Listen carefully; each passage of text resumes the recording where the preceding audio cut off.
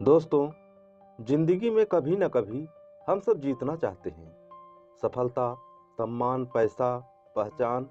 लेकिन इस रास्ते में एक दुश्मन हमेशा हमारे सामने खड़ा होता है। यह दुश्मन बाहर नहीं, हमारे अंदर बैठा होता है। इसका नाम है ईगो, यानी अहंकार। रयान हॉलिडे की किताब ईगो इज द एनिमी एक गहरा आईना है, जिसमें हम अपनी असफलताओं का असली कारण देख सकते हैं। यह किताब कहती है, बहुत बार हमारी हार, हमारी कमजोरी या दुनिया की अन्याय नहीं, बल्कि हमारा अपना अहंकार होता है, जो हमें गिरा देता है।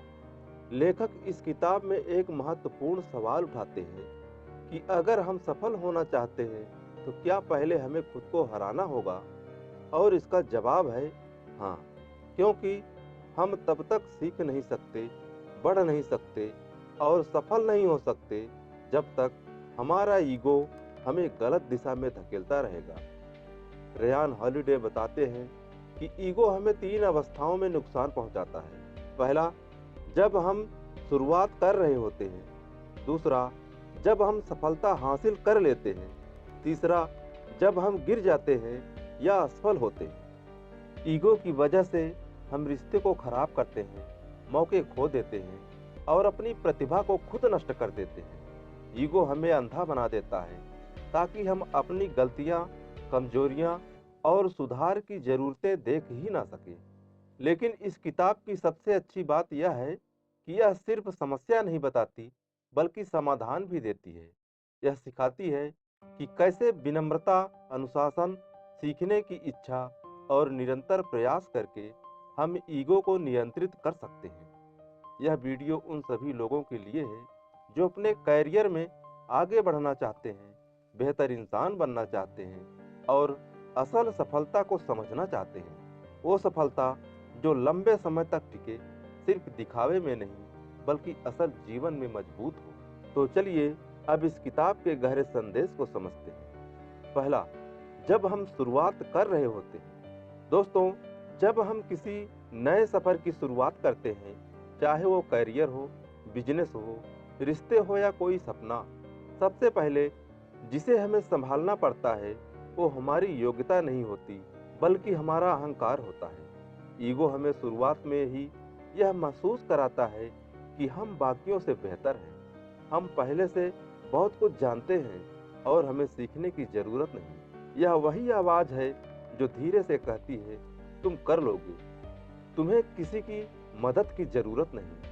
लेकिन सच इसके बिल्कुल उलट होता है। जब हम शुरुआत में होते हैं, तब हम सबसे ज्यादा सीखने की स्थिति में होते हैं। यही समय होता है जब हमें विनम्र रहकर ज्ञान ग्रहण करना चाहिए। लेकिन ईगो इस सीखने की दरवाजे पर ताला लगा देता है। जब हम मान लेते हैं कि हम सब जानते हैं, तो सीखने की प्रक्रिया वहीं रुक जाती है और जिस दिन सीखना बंद हो जाता है, उसी दिन से विकास भी रुक जाता है।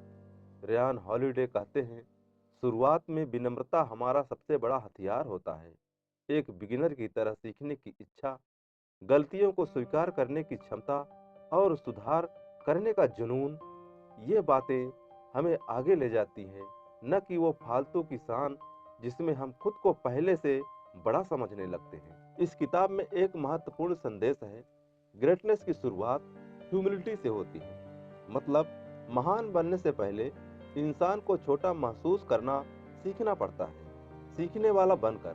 सोचिए, किसी गुरुकुल में छात्र तभी आगे बढ़ता था जब वो गुरु के सामने झुकता था। आज भी सबसे सफल खिलाड़ी, कलाकार, नेता और बिजनेस आइकन सीखना कभी नहीं छोड़ते, क्योंकि उन्हें पता होता है कि ईगो सिर्फ अस्थायी संतोष देता है, लेकिन सीखने की मानसिकता स्थायी ताकत देती है। यह एक छोटा उदाहरण है। मान लीजिए दो लोग एक ही फील्ड में नया काम शुरू करते हैं। पहला व्यक्ति कहता है, मुझे सब आता है, मैं खुद कर लूंगा। वो सीखने से बचता है, सलाह नहीं लेता और गलतियां छुपाता है। दूसरा व्यक्ति कहता है, मैं शुरुआत में हूँ, मुझे सीखने की जरूरत है। वो सवाल पूछता है, असफल होता है, लेकिन हर बार सीख कर आगे बढ़ता है। कुछ महीनों बाद जो खुद को सब कुछ समझता था, वह वहीं रुक जाता है और जो सीखता रहा, वही आगे निकल जाता है। यही फर्क ईगो और ह्यूमिलिटी का है। इसलिए शुरुआत में हमें खुद से एक बात जरूर पूछनी चाहिए, क्या मैं सच में सीख रहा हूँ या सिर्फ दूसरों को साबित करने में लगा हूँ? क्योंकि याद रखिए, ईगो हमें खाली महसूस कराता है, लेकिन सीखना हमें मजबूत बनाता है। ईगो हमें दिखावे की दुनिया में फंसा देता है, लेकिन सीखने की मानसिकता हमें असली सफलता तक पहुंचाती है। तो अगर आप शुरुआत कर रहे हैं, तो झुकिए, सीखिए और आगे बढ़िए, क्योंकि शुरुआत वहीं से होती है जहां ईगो खत्म होता है। नंबर 2, जब हम सफलता हासिल कर लेते हैं। दोस्तों, जिंदगी में एक ऐसा पड़ाव भी आता है जब हम मेहनत करके, संघर्ष करके और बहुत कुछ सीख कर आखिरकार सफलता हासिल कर लेते हैं, और यहीं पर ईगो का दूसरा रूप हमारे सामने आता है। वो रूप जो सबसे ज्यादा खतरनाक है।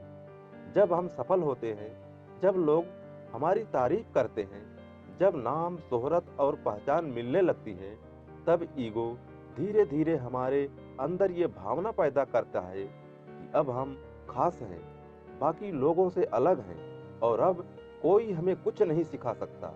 यहीं से गिरावट शुरू होती है, लेकिन धीरे धीरे, चुपचाप और बिना आवाज के। रेयान हॉलिडे कहते हैं, सफलता के बाद अक्सर लोग गलत चीज भूल जाते हैं।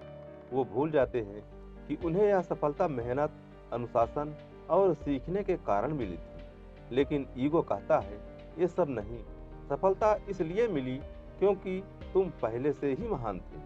और यही सोच इंसान को ढलान की तरफ ले जाती है। सफलता का पहला नुकसान यह होता है कि हम फोकस खो देते हैं।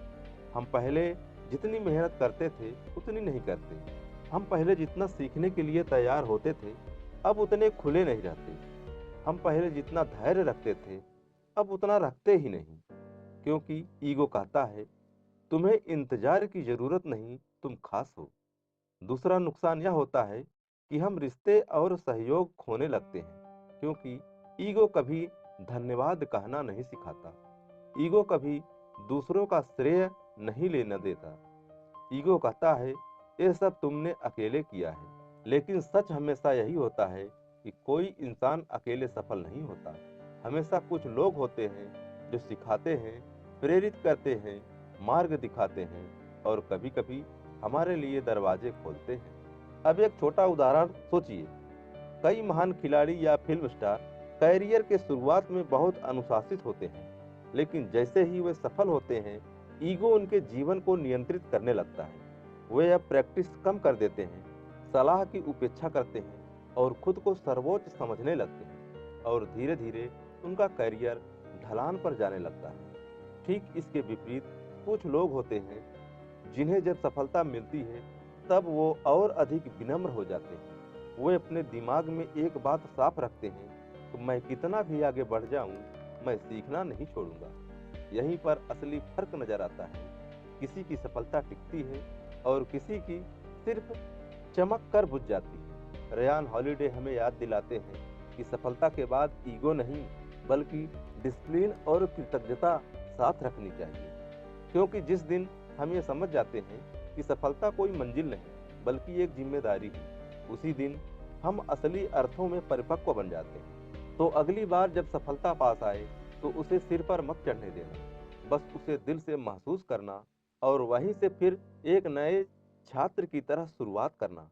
क्योंकि विजेता वही होता है जो सफलता के बाद भी सीखना नहीं छोड़ता। नंबर 3, जब हम गिर जाते हैं या असफल होते हैं। दोस्तों, जिंदगी हमेशा एक जैसी नहीं रहती। कभी हम ऊपर होते हैं और कभी हालात हमें नीचे धकेल देता है। असफलता का यही समय ईगो की असली परीक्षा लेता है, क्योंकि जब हम असफल होते हैं, हमारा ईगो सच स्वीकारने से इनकार कर देता है। वो कहता है, गलती तुम्हारी नहीं, दुनिया की है। हालात गलत थे, लोग गलत थे, सिस्टम गलत था। लेकिन ईगो कभी ये नहीं कहता कि गलती मुझसे भी हो सकती है। यही वजह है जहां जर्नी दो हिस्सों में बंट जाती है। कुछ लोग असफलता से सीखकर और मजबूत बनकर वापस आते हैं, और कुछ लोग ईगो के कारण वहीं रुक जाते हैं और जिंदगी भर दूसरों को दोष देते रहते हैं। रेयान हॉलिडे कहते हैं, असफलता एक दर्पण की तरह होती है। यह हमें दिखाती है कि हम कौन हैं और हमारे अंदर क्या कमी है। लेकिन ईगो उस दर्पण को तोड़ देना चाहता है क्योंकि उसे अपनी कमजोरी स्वीकार करना पसंद नहीं। जब हम असफल होते हैं, ईगो का पहला असर यह होता है कि हम रुक जाते हैं। हम फिर कोशिश नहीं करते। हम सोचते हैं, अब क्या फायदा। हमारा दिमाग बहानों से भर जाता है। दूसरा असर, हम अतीत में जीने लगते हैं। हम कहते हैं, एक समय था जब मैं बहुत अच्छा था, लोग मुझे जानते थे, मैं कुछ बड़ा कर सकता था। लेकिन सिर्फ अतीत को याद करते रहना आज को बदला नहीं जा सकता। तीसरा असर, हम तुलना करने लगते हैं। हम देखते हैं कि दूसरे लोग आगे बढ़ गए और इससे ईगो आहत होता है। और जब ईगो दुखी होता है तो वह सीखने के दरवाजे बंद कर देता है। अब एक छोटे उदाहरण से सोचिए। मान लीजिए एक बिजनेस फेल हो जाता है। कुछ लोग कहते हैं, मार्केट खराब थी, ग्राहक समझदार नहीं थे, सिस्टम गलत था, और वो उसी गलती को दोहराते रहते हैं। जबकि कुछ लोग रुक कर सोचते हैं, मैंने कहाँ गलती की, क्या मैं सीख सकता हूँ, क्या मैं फिर से कोशिश कर सकता हूँ। यही लोग आगे जाते हैं। रेयान हॉलिडे बताते हैं, असफलता कोई अंत नहीं, यह एक संकेत है कि आपको दिशा बदलने, सोच बदलने या तरीका बदलने की जरूरत है। ईगो कहता है, मुझे मदद की जरूरत नहीं, लेकिन ग्रोथ माइंडसेट कहता है, अगर मैं सीख लूं तो मैं फिर उठ सकता हूं। और यही सच्ची ताकत है कि गिरकर भी फिर खड़े हो जाना। अगर जीवन में कभी गिरावट आए तो खुद से ये सिर्फ 3 सवाल पूछिए। पहला, मैं इसमें से क्या सीख सकता हूँ। दूसरा, मैं अगली बार क्या अलग कर सकता हूँ। तीसरा, क्या मैं फिर से शुरुआत करने के लिए तैयार हूँ। क्योंकि असली हार तब नहीं होती जब हम गिरते हैं, असली हार तब होती है जब ईगो हमें उठने ही नहीं देता। तो जब असफलता आए, उससे भागिए मत, उसे अपनाइए। क्योंकि जीवन उन्हें ही आगे बढ़ाता है जो ईगो की आवाज नहीं, बल्कि सीखने की आवाज सुनते हैं। और दोस्तों, जब हम ईगो को समझ लेते हैं, शुरुआत में, सफलता के समय और असफलता के समय, तब सबसे बड़ा सवाल खड़ा होता है, अब इसे संभाले कैसे। क्योंकि ईगो कोई बाहरी दुश्मन नहीं जिसे हटाया जा सके। ईगो हमारी सोच में, हमारी भावनाओं में और हमारी पहचान के अहंकार में छिपा होता है। इसलिए इसे खत्म नहीं किया जाता, इसे कंट्रोल किया जाता है। रेयान हॉलिडे कहते हैं, ईगो को हराने का सबसे मजबूत तरीका है पर्पस, यानी उद्देश्य। जब इंसान का लक्ष्य उससे बड़ा होता है, जब ईगो छोटा पड़ जाता है, जब हम यह समझते हैं कि हमारा काम, हमारी यात्रा और हमारी जिम्मेदारी सिर्फ हमारी नहीं, बल्कि कई लोगों की उम्मीदों और भलाई से जुड़ी है, तब इंसान खुद को केंद्र में रखना छोड़ देता है। यहीं पर हम सेल्फ इम्पोर्टेंस से हटकर सेल्फ अवेयरनेस पर आते हैं। मतलब, हम खुद को महत्वपूर्ण समझना छोड़ देते हैं और अपनी सच्चाई को समझना शुरू करते हैं। और दूसरा तरीका है सर्विस, यानी सेवा। जब हम दूसरों की मदद करते हैं, उनके लिए काम करते हैं, दूसरों की सफलता में योगदान देते हैं, तब ईगो कमजोर होता है। क्योंकि ईगो हमेशा चाहता है सब कुछ मेरे लिए हो, लेकिन सेवा सिखाती है मेरा काम दूसरों के लिए मूल्य बनाना है। तीसरी सबसे जरूरी बात, प्रैक्टिस ऑफ स्टाइलनेस, मतलब शांत रहना, रुकना, सोचना और खुद को ऑब्जर्व करना। जिंदगी की भाग दौड़, सोशल मीडिया की तुलना और दुनिया की आवाज हमें ईगो की तरफ धकेलती है। लेकिन जब हम खुद से पूछते हैं, मैं कौन हूँ, मैं क्या सीख रहा हूँ और मुझे किस दिशा में जाना है, तब हम जमीन से जुड़े रहते हैं। अब एक छोटा सा उदाहरण सोचिए। एक कलाकार है जिसे अचानक बहुत पहचान मिल गई, लोग तारीफ कर रहे हैं, इंटरव्यू हो रहे हैं, प्रशंसा मिल रही है। ईगो कहता है, अब तुम महान हो। लेकिन अगर वही कलाकार खुद से कहे, मैं अभी भी सीख रहा हूँ, मेरी असली यात्रा अभी शुरू हुई है और मेरा लक्ष्य सिर्फ प्रसिद्ध होना नहीं, बल्कि कुछ ऐसा बनना है जो दूसरों के काम आए, तो वह व्यक्ति लंबे समय तक ऊंचाइयों पर रह सकता है। यही संतुलन ईगो और पर्पस के बीच का फर्क है। इस किताब का मुख्य संदेश बहुत गहरा है। आप किसे जिताना चाहते हैं, दुनिया को या खुद को? क्योंकि अगर इंसान खुद को जीत ले तो दुनिया खुद उसके पीछे चलती है। ईगो दिखावे की सफलता देता है, लेकिन विनम्रता, सीखना और सेवा असली सफलता देती है। एक ऐसी सफलता जो सिर्फ बाहर नहीं बल्कि भीतर भी चमकती है। इसलिए कभी भी अपने अहंकार को अपना मालिक मत बनने दो। काम को बोलने दो, सीखने को चलने दो और जीवन को सिखाने दो, क्योंकि अंत में जीत उसी की होती है जो शांत है, ग्राउंडेड है और लगातार बेहतर बनने की कोशिश कर रहा है। अंत में दोस्तों, अब जब हम पूरी किताब के संदेश को समझ चुके हैं, तो एक बात साफ हो जाती है। हमारी जिंदगी में जो सबसे बड़ा संघर्ष है, वो बाहर की दुनिया से नहीं, बल्कि हमारे अंदर के ईगो से है। क्योंकि ईगो चुपचाप हमारे फैसलों, हमारी भावनाओं और हमारी दिशा को प्रभावित करता है। वह हमें गलत विश्वास दिलाता है कि हम बाकी लोगों से बेहतर हैं। हमें सीखने की जरूरत नहीं, हमें बदलने की जरूरत नहीं, और यही विश्वास धीरे धीरे हमें पीछे धकेल देता है। इस किताब की सबसे गहरी सीख यह है, अगर आपको जिंदगी में आगे बढ़ना है तो आपको खुद को छोटा महसूस करना सीखना होगा। क्योंकि जब इंसान खुद को बड़ा समझता है, तब उसकी सीखने की क्षमता खत्म हो जाती है। लेकिन जब इंसान कहता है मैं अभी सीख रहा हूँ, तब उसकी ग्रोथ, उसकी मैच्योरिटी और उसका भविष्य शुरू होता है। अगर हम इस किताब को सिर्फ एक लाइन में समझें तो वो होगी, ईगो हमें रोकता है और सीखना हमें आगे बढ़ाता है।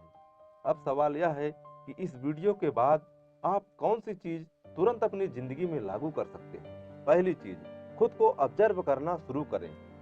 जब भी आप किसी बातचीत, किसी काम, किसी रिश्ते या किसी फैसले में खुद को सही साबित करने की कोशिश कर रहे हो, तो खुद से पूछिए, क्या मैं सच में सही हूँ या सिर्फ ईगो मुझे ऐसा महसूस करवा रहा है। दूसरी चीज, सीखना कभी मत छोड़िए। आप चाहे कितने भी अनुभवी हों, कितने भी सफल हों, हर दिन कम से कम एक चीज सीखने की आदत डालिए। तीसरी चीज, धन्यवाद कहना सीखिए। सक्सेस में कंट्रीब्यूशन सिर्फ आपका नहीं होता, माता पिता, दोस्त, शिक्षक, टीम, परिस्थितियां और कभी कभी किस्मत भी शामिल होती है। कृतज्ञता ईगो को कमजोर करती है। चौथी चीज, विनम्र बनिए।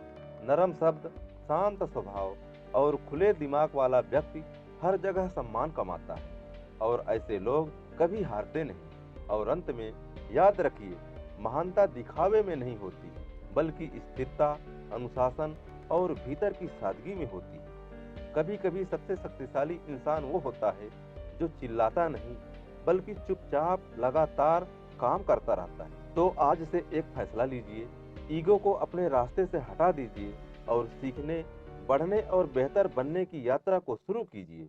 क्योंकि जीत उसी की होती है जो खुद की कमजोरी को पहचानता है और उसे सुधारने का साहस रखता है।